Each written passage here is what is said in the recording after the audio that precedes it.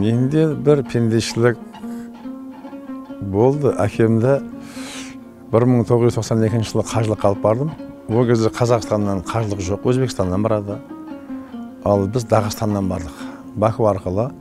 Бакуден Губден деген жерге бар, Губденнен Махашқалаға бар, Махашқаладан ұштық.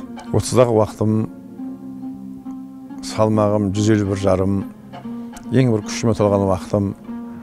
Әкемді, әке сізді мұны қаржы айналдырғанда, тауапқанда бір көтеріп жүрейінші деп, әкеме көп өтініш қылдым. Әкем өте бір айбынды адам еді. Әке енді өмірдегі бір арман ғой.